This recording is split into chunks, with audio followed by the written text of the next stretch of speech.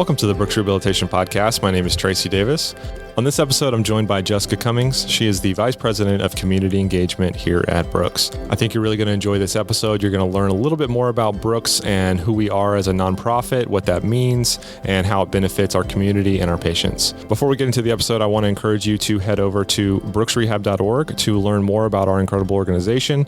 We have information about any of the things that you hear on this podcast and so much more. Go on to brooksrehab.org and also check us out on our social media platforms. We have all of the information about things that we have going on those platforms. We would love for you to check us out over there and follow us to stay up to date on some timely events that might be coming up soon that you can be involved with. Thank you again for listening, and we're going to get right into the episode with Jessica Cummings. Jessica, thanks for coming on to the podcast. If you would, just let everybody know who you are, maybe a little bit about your background and how you got to Brooks. Sure. So my name is Jessica Cummings. I am the Vice President of Community Engagement here at Brooks Rehabilitation.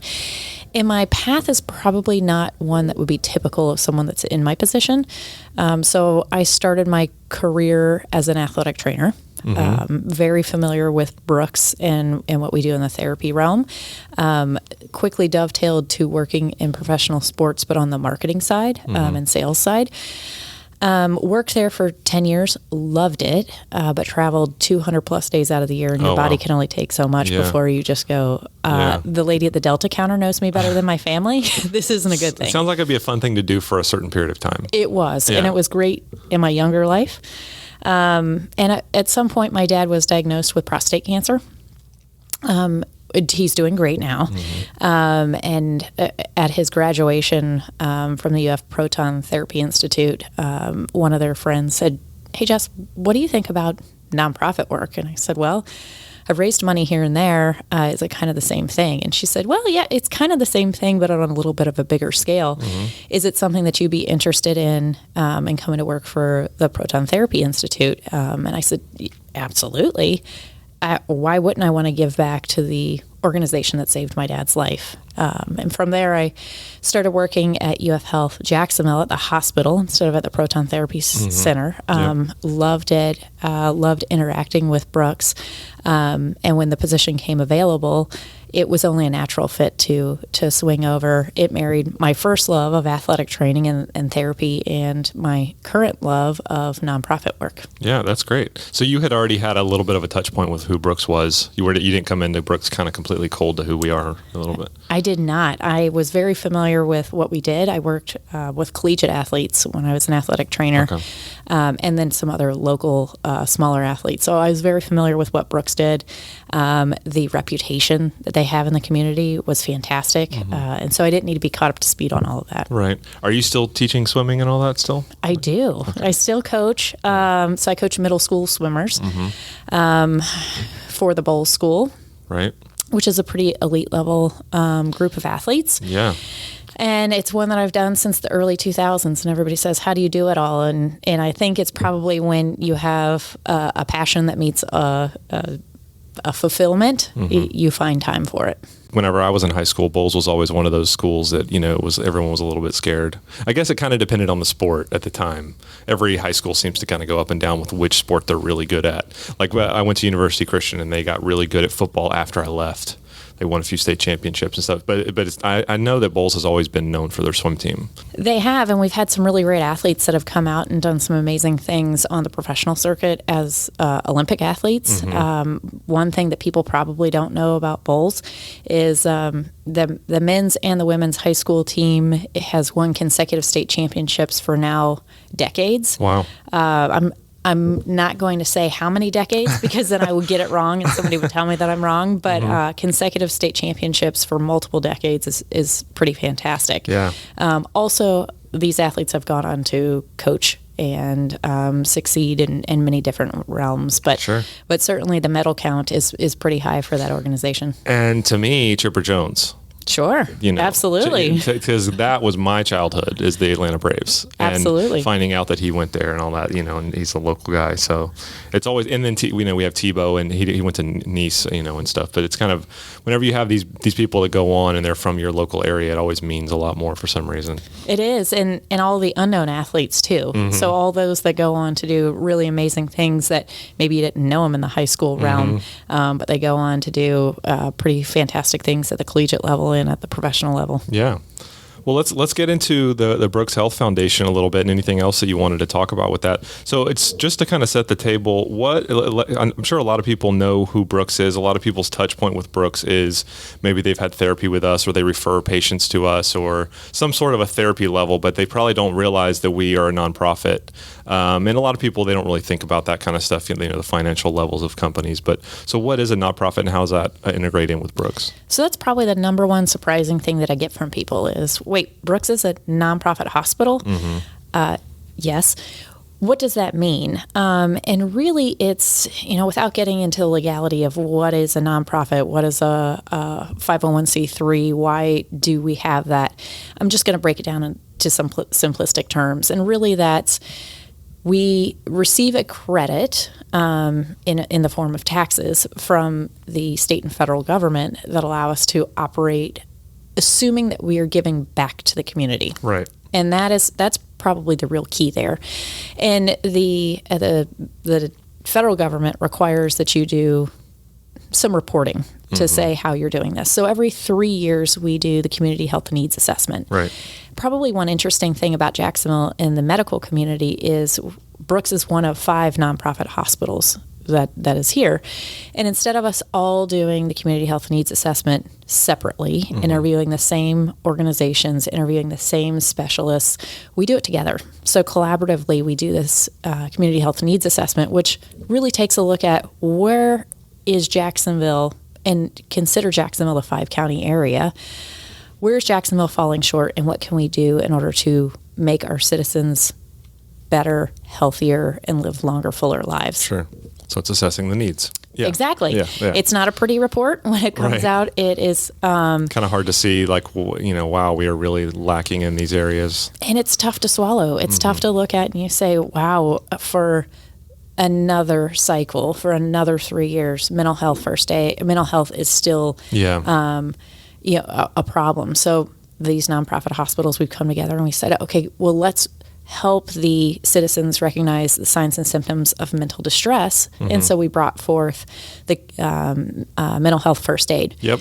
I remember that. Trained 10,000 lay persons to recognize these signs and symptoms. And that's something that, a lot of communities can't do if we're not combined together. Financially, it just would be restrictive. Right. And so what some might see as competitors in the market, in the free market, we're actually coming together as collaborators. Right. Yeah. So that program specifically, mental health is always a bigger topic now. I remember we started that a while back, and I remember it being a huge deal that, wow, we're going to partner with all these other organizations too, and we had people going and getting trained, just regular employees, it's anybody can do it, right? Anybody can do it. So. We the nonprofit hospitals offer adults, so that would be anybody over 18, but there is a child's component. Duval County Public Schools has actually implemented it with all of the schools, so that way the kids can recognize if their classmates are having some of these struggles, which is what we need to be able to recognize that it's going to occur, so that way the individual can get the help that they would need. I mean, because even back in the day, for all of us, I'm sure anybody listening as well, and you and I, whenever you're younger, you just think, maybe, they're just weird or something's off.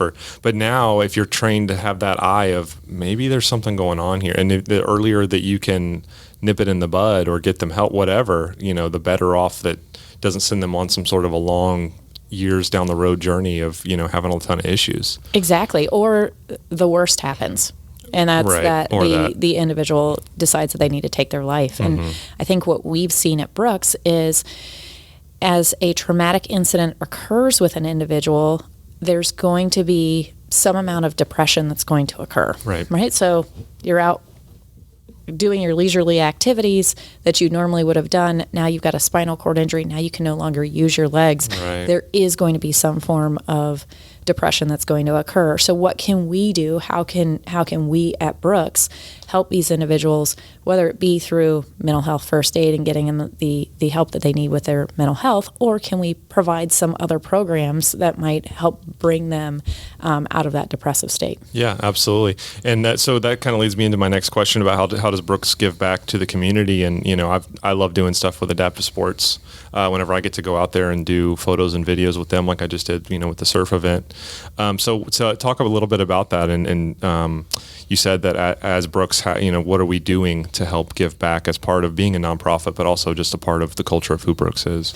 Yes, so our mission is to enhance the lives of those with differing abilities and truly getting them to love things that they've always done before, right, regardless of their ability. So making sure that we can rehabilitate them in a way that allows them to really succeed in life. Mm-hmm. And you mentioned one of them, and that is adaptive sports, but we also have a whole menagerie of other free community benefit programs. We do. And so we've got a pediatric recreation program. We've got a school reentry program that allows us to help those kiddos get back into school. Mm-hmm. We've got the Neuro Recovery Center. We have the Brain Injury Clubhouse. We have Brooks Aphasia Center. Mm-hmm. I'm going to miss one in here. I know. But really, it's we've got an adaptive wellness program that mm-hmm. we partner with the YMCA on. But it's all about how can we get people back to the life that they loved in the past. The benefit that we have, and one of the reasons that we are that nonprofit, is because we can provide it for low or very no cost. Yeah. So sometimes it's completely free, like you talked about adaptive surfing.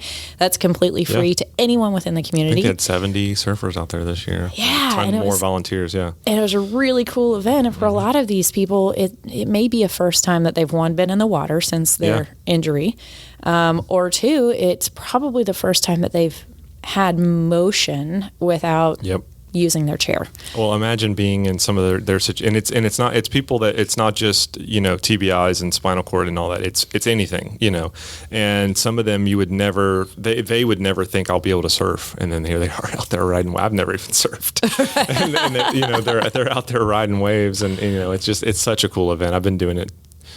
It's probably 8 years now, that we've been doing it. So that I've been a part of it. And a lot of our individuals with differing abilities are better than an able-bodied person. Yeah. I mean, I think I saw a photo that you took, Tracy, and it was awesome. It was an individual who was surfing on his hands. Yep. And that was just a super cool photo. Yep. But really, back to your original question of how does Brooks give back, we provide all of these programs at little or no cost. Yeah. We provide millions of dollars worth of technology in the Neuro Recovery Center that otherwise individuals wouldn't have access to.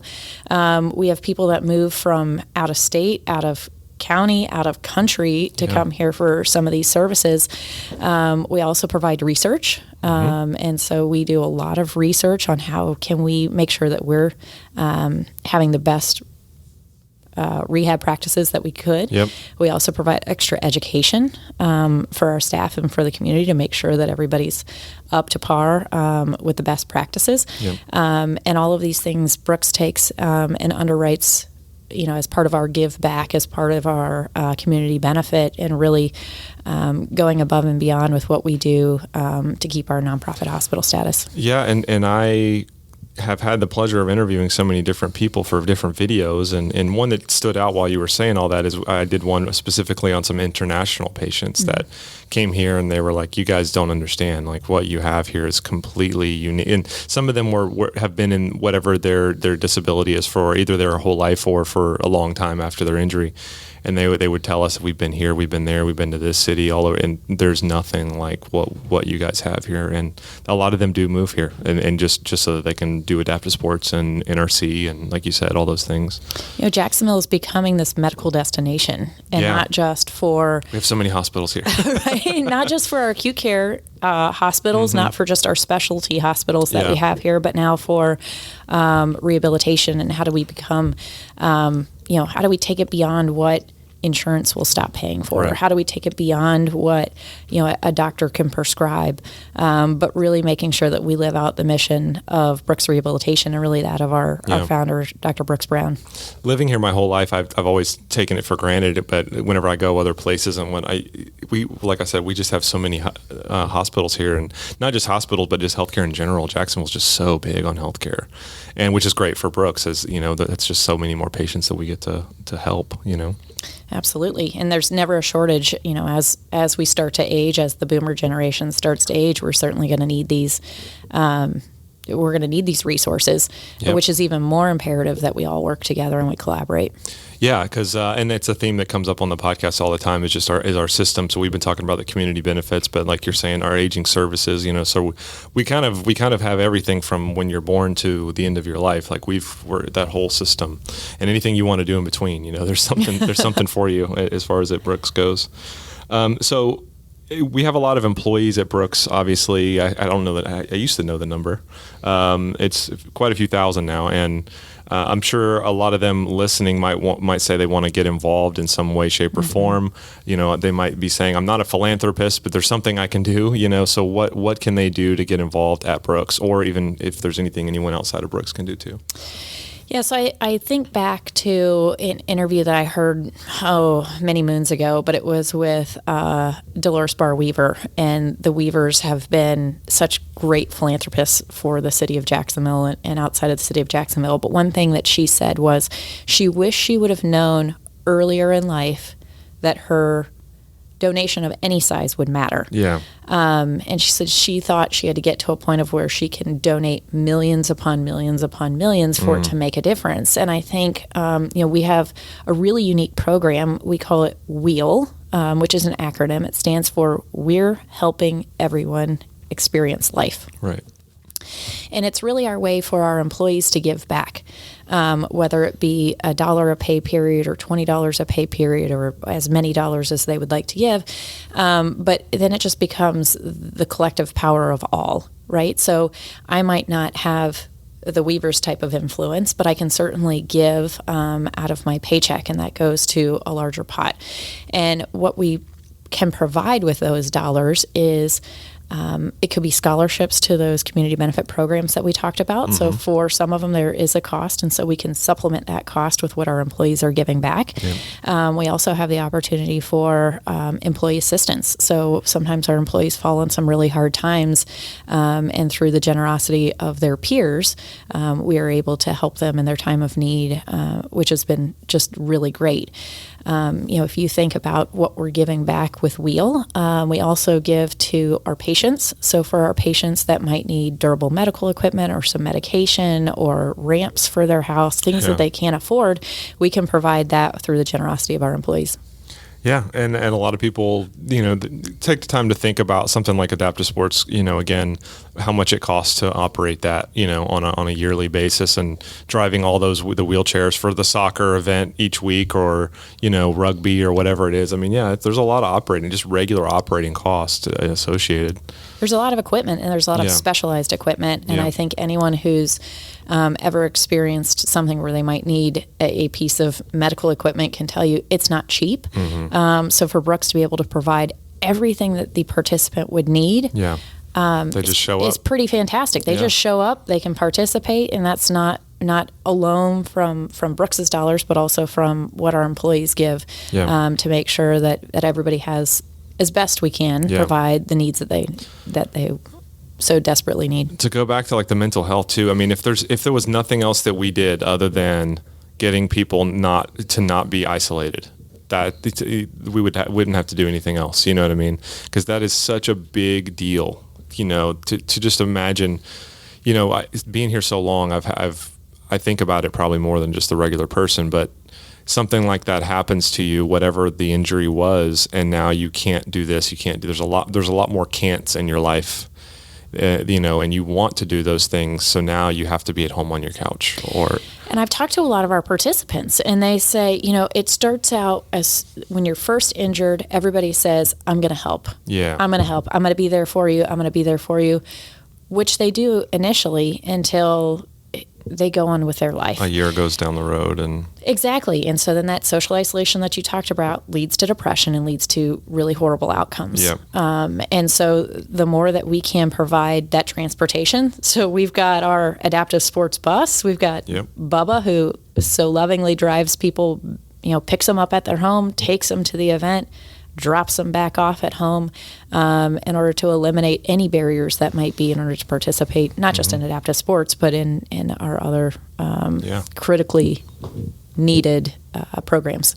Yeah, and if there's anyone listening that wants more information about any of this, check the podcast feed that you're currently listening to, and we've done a podcast on a couple of those other community programs, but also go to brooksrehab.org and you can see and get way more information on how to get involved, or if you have a patient or somebody that could really use one of these programs. So, I mean, what's with your career and everything, what's been the most fulfilling part of coming to Brooks and doing your job and helping raise funds for people?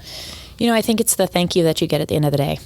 And whether it be from our volunteers that are here that are just so willing to give back, they've got some extra time, they want to give back to the organization, or it's the families that just say, you gave me my person back. Yeah. And I think to me, and I will not look at you because I will start to get emotional, right? But that's what's the greatest thing about it is you say, without Brooks, without us, without the philanthropy, without what we're giving back to the community, there isn't that person's life that's changed. Yeah. And I wish I had, a nickel for every time I hear Brooks saved my person, whether that be physically, emotionally, or just really great care throughout the end of life. And I think that's what's been the best part. Obviously I love working with my coworkers. I love working with my team. But the thank you at the end of the day is what keeps you going.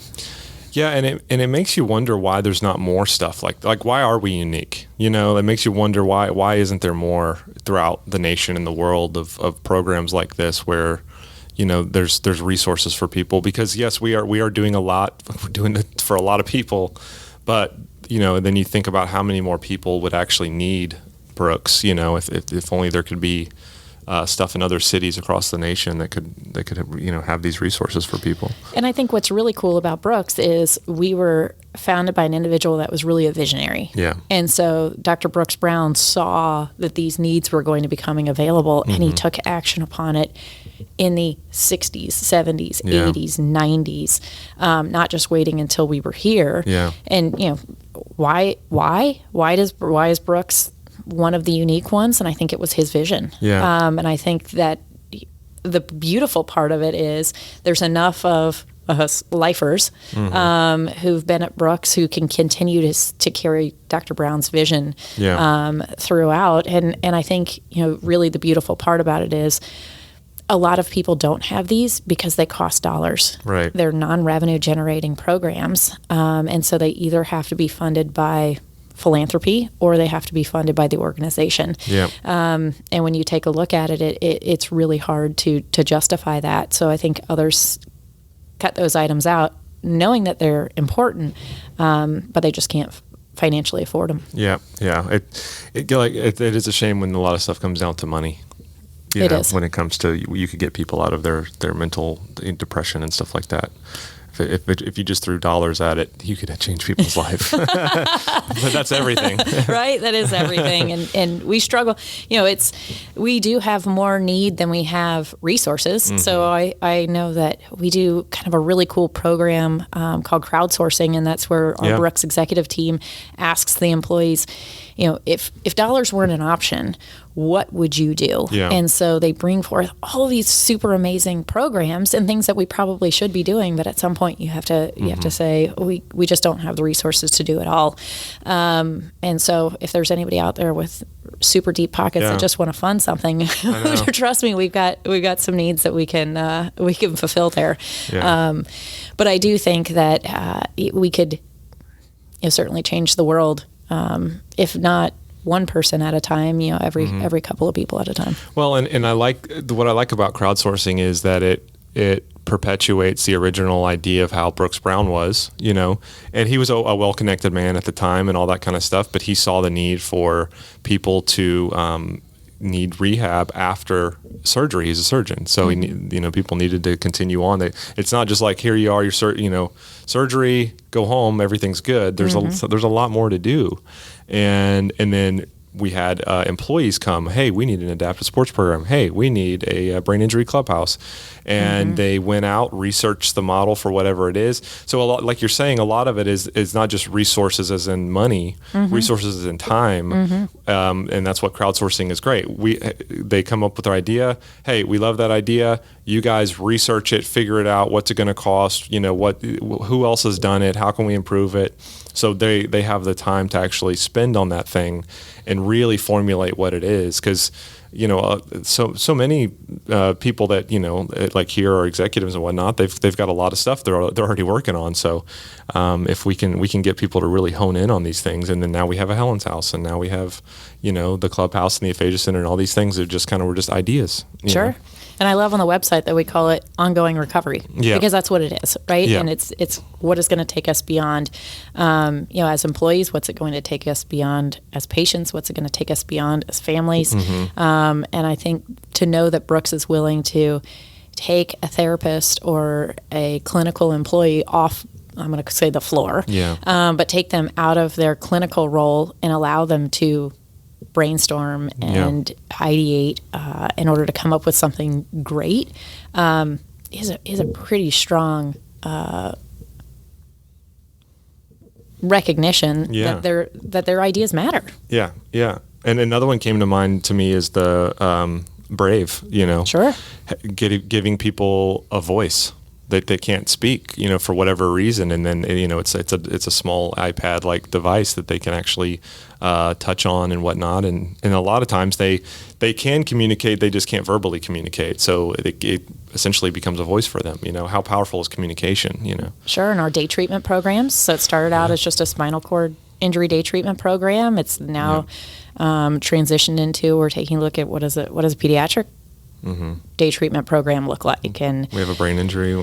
Absolutely. So all of our day treatment programs, which are just, I look at the families and I go, what would you do without that? And I think that's where that thank you comes back to, is if you guys weren't here, what would I do? I would be trying to traverse this path on my own. And that's what makes me sad whenever I think of the other areas of the nation that don't have a Brooks. That there are people that are just going through all the things that we are trying to avoid here. So anyway, we can wrap it up here. Is there anything else you'd like to let people know about, how to, get involved and donate or anything? Yeah, certainly. So, we've got a couple of different areas. If you'd like to volunteer, we'd certainly love to have you volunteer, whether that be, at a day of surf or, serving dinners over at Helen's House. If you'd like to work in the hospital, we certainly are always looking for volunteers.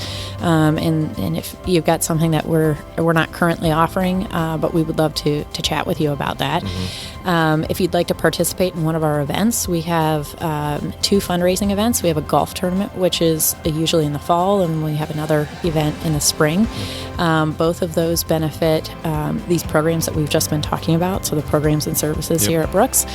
And certainly, if you are an employee who's listening, who's not been involved with Wheel before, and you'd like some more information, I'd be happy to share with you about that. And if you're just a community member that has been inspired, certainly we'd love to talk to you about how you can make a difference within the organization. Yeah, that's excellent. All right, we'll end it here. Thank you. Thank you. Appreciate it.